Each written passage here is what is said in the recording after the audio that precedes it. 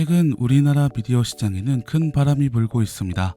우리나라의 콘텐츠들은 더 이상 아시아에만 머물러 있지 않은데요. 콘텐츠 분야의 가장 큰 시장이라고 할 수 있는 미국은 물론 영국, 덴마크, 스웨덴과 같은 유럽 국가에서도 한국 콘텐츠의 인기를 실감할 수 있습니다. 심지어는 중국이나 북한과 같이 다른 나라의 콘텐츠를 쉽게 접할 수 없는 나라들에서도 한국의 콘텐츠가 인기라고 하니 얼마나 많은 사람들이 한국의 콘텐츠를 주목하고 있는지 실감할 수 있습니다. 사실 한국 콘텐츠가 처음부터 이렇게 사랑을 받은 것은 아닙니다. 불과 몇 년 전까지만 하더라도 아시아의 콘텐츠는 아시아에서만 소비하는 것으로 생각하는 경향이 있었는데요.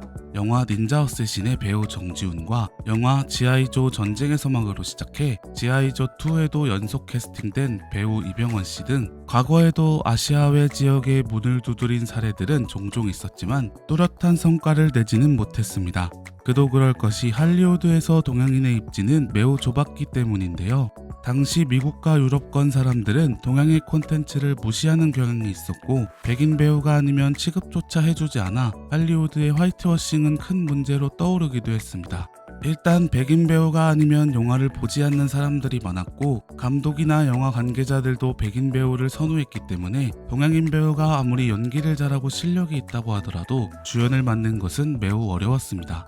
심지어 영화 배역 자체가 동양인이라고 설정되어 있더라도 이를 무시하고 백인 배우를 섭외하는 경우도 많은데요.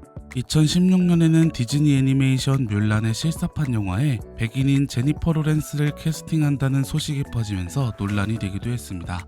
원작의 배경이 중국인 만큼 캐스팅도 백인이 아닌 아시아계 배우를 써야 하는데 여전히 화이트워싱이 지속되고 있었던 것입니다. 한 할리우드 배우는 할리우드 주연의 단 1%만이 아시아계 배우에게 돌아갔다고 말했고 다른 배우는 스크린에서 아시아계 미국인 가족을 보는 것이 당연한 일인 미래가 왔으면 좋겠다고 말할 정도로 할리우드는 아시아를 반기지 않는 분위기였습니다. 그런데 이 고정관념을 철저하게 깨부수고 할리우드를 휩쓸어버린 것이 바로 한국의 콘텐츠인데요. 물론 한 번에 이 모든 것이 이루어진 것은 아니었습니다.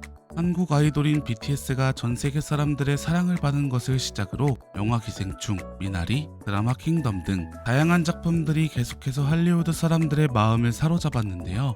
이러한 모든 것의 정점에 선 드라마 오징어 게임이 등장하면서 한국의 콘텐츠는 더욱 굳건해졌습니다. 일각에서는 그저 넷플릭스라는 플랫폼을 잘 만났기 때문이라고 말하는 사람도 있습니다. 그런데 이 말은 논리가 조금 맞지 않는데요. 아무리 잘 짜인 플랫폼이 있다고 하더라도 그동안 갈고 닦았던 제작 능력과 연기 능력이 받쳐주지 않았더라면 이렇게 큰 초대박을 치지는 못했을 것입니다. 넷플릭스는 그동안 빛을 보지 못했던 한국 콘텐츠를 수면 위로 끌어올리는 역할을 해주었을 뿐 한국 콘텐츠가 초대박을 칠 수 있었던 것은 그동안 준비를 잘한 한국의 배우, 제작진들 때문인 것이죠. 기회는 준비된 자가 잡을 수 있다는 말이 있습니다. 그동안 준비를 철저히 해둔 덕분에 지금의 한국 콘텐츠 시장이 될 수 있었다고 말할 수 있는데요. 그런데 옆 나라인 중국과 일본에서는 한국의 콘텐츠 시장이 이렇게 발전하는 것이 매우 배가 아픈 모양입니다. 처음 한국 사극 좀비 드라마인 킹덤이 잘 나갔을 때 중국이 한복과 갓 한국의 사극 문화를 빼앗아 가려고 하더니 오징어 게임이 대박을 친 다음에는 일본이 자신들의 영화를 표절한 것뿐이라는 말도 안 되는 이야기를 하기 시작했습니다. 물론 이 말도 안 되는 이야기는 한국 넷플릭스 드라마인 오징어 게임이 미국 배우 조합상 3관왕에 오른 지금도 이어지고 있는데요. 지난 2월 28일 미국 캘리포니아주 산타모니카에서 열린 제28회 미국 배우 조합상 시상식에서 배우 이정재와 정호연은 각각 남우주연상과 여우주연상을 받았고 오징어 게임은 스턴트 부분 앙상블상을 수상했습니다. 해당 시상식의 이름조차 미국 배우 조합으로 그동안 아시아계 배우가 이 시상식에서 이름을 올린 경우는 거의 없었습니다. 그런데 한 해의 남우주연상과 여우주연상을 동양인이 휩쓴 것은 정말 이례적인 일인데요. 이 소식을 접한 해외 네티즌들도 매우 흥분하며 놀라움을 감추지 못했습니다. 이 시상식에서 동양인이 큰 상을 받는 모습을 본다니 정말 믿을 수 없다는 반응이 많았는데요. 해외 네티즌들의 댓글을 살펴보도록 하겠습니다. 한국인들은 상을 휩쓸었다. 2020년 봉준호 기생충, 2021년 미나리 윤여정, 그리고 어제 2022년 오징어 게임의 정호연과 이정재. 할리우드 배우를 능가하는 한국 배우들이 정말 많습니다. 그들의 연기는 정말 믿어지지 않을 정도입니다. 언제나 그들의 마음을 느낄 수 있죠.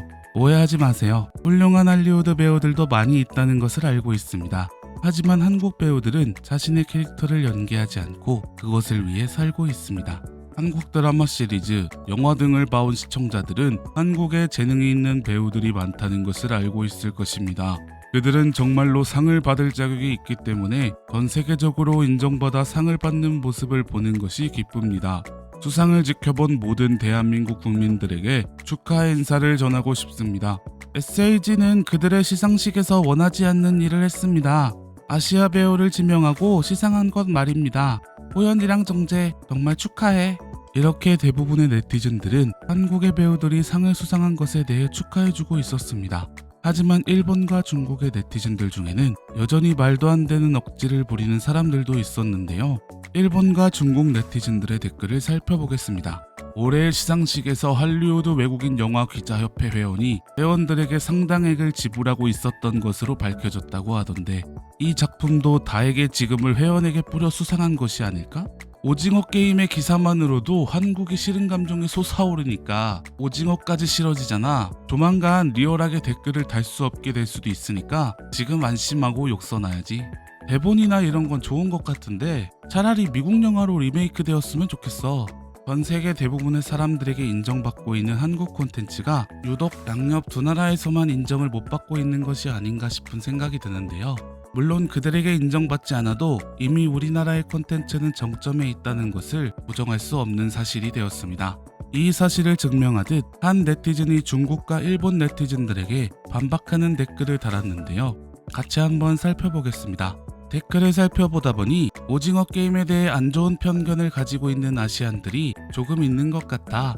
물론 지금은 한국의 콘텐츠 시장에서 중요한 자리를 차지했다는 것이 배가 아플 수도 있다고 생각해. 그들의 입장에서는 충분히 그럴 수도 있지. 하지만 지금 한국의 성장은 매우 대단한 것이고 이것으로 인해 아시아 전체에 많은 변화가 있을 것이라는 사실을 꼭 알았으면 해. 이제 다른 아시아 나라도 실력만 있으면 전 세계적으로 인기가 있는 작품을 충분히 만들어낼 수 있을 거야. 왜냐고? 한국의 콘텐츠가 아시아 콘텐츠의 편견을 모두 부셔버렸기 때문이야. 만약 이런 일이 발생하지 않았다면 지금도 할리우드에서는 화이트워싱을 하고 있었을지 몰라. 하지만 이제는 사람들이 아시아 콘텐츠에 대한 확신과 믿음이 생겼으니 굳이 백인 배우를 캐스팅하는 일은 없어지겠지. 이게 얼마나 대단한 일인지 한국 콘텐츠를 욕하는 사람들이 꼭 알아야 할 거야. 질투에 눈이 멀어 일단 한국의 것이라면 꼴보기 싫어하는 일본과 중국의 네티즌들은 지금 이 일이 결국 자신들에게 도움이 될 일이라는 것을 단 1g도 눈치채지 못하고 그저 공격하는 것에만 혈안이 되어 있습니다. 지금도 한국의 콘텐츠들은 날개를 달고 세계로 뻗어나가고 있는데요. 만약 이것을 부러워만 하면서 단지 본인들에게는 기회가 없었을 뿐이라는 생각으로 욕만 하고 있다가는 평생 한국의 콘텐츠만한 인기를 누리지 못할 수 있으니 정신을 바짝 챙기고 우선 실력을 탄탄하게 쌓을 생각을 먼저 해야 할 것입니다. 물론 이미 기본기가 탄탄하게 다져 있는 한국의 콘텐츠는 앞으로 승승장구할 것이 뻔한데요.